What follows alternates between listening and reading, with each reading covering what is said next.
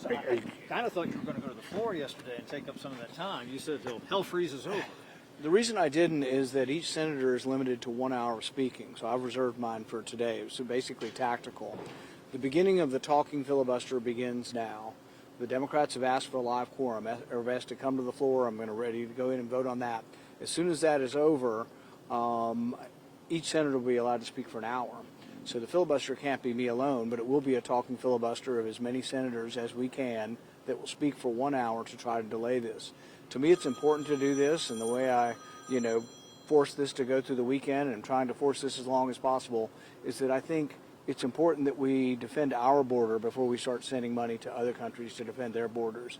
We had 700,000 people come across illegally in our country in the last 2 months. That is an emergency. That is an invasion.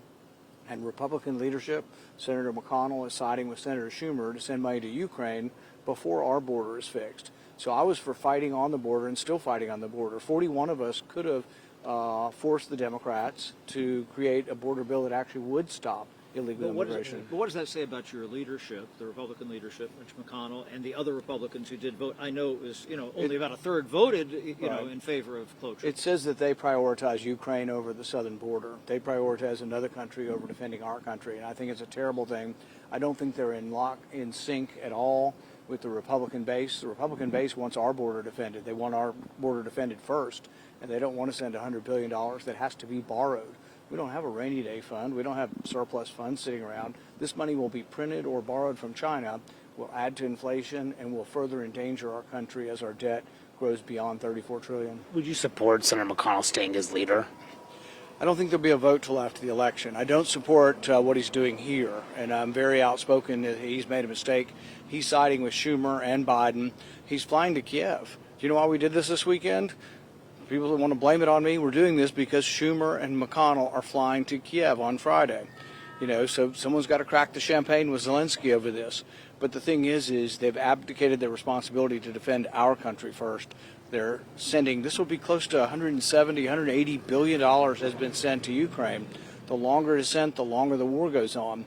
And what's particularly disgusting is their defense of this is, it'll help the arms profits, the profits to the arms merchants. And I think that's a disgusting, argument for sending more money overseas.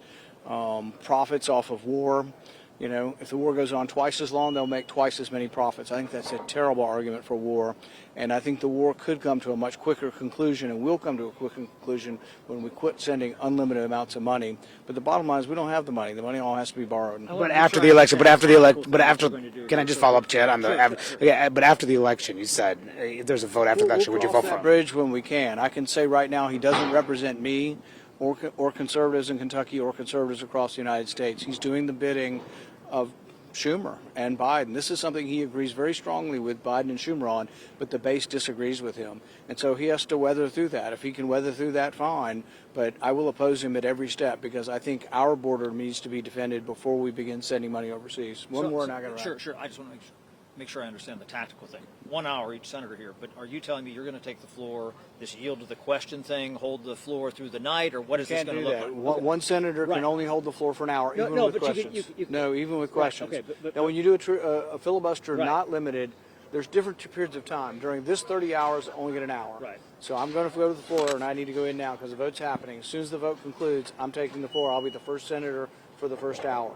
Now, whether I use the first hour or someone else comes in, I could reserve my time for later, but I don't get more than an hour. So we need at least 8 senators to get to 8 o'clock. So we're looking at and then at 8 o'clock, we'll need another series of senators to go into the night. We'll see how it goes. Thank you.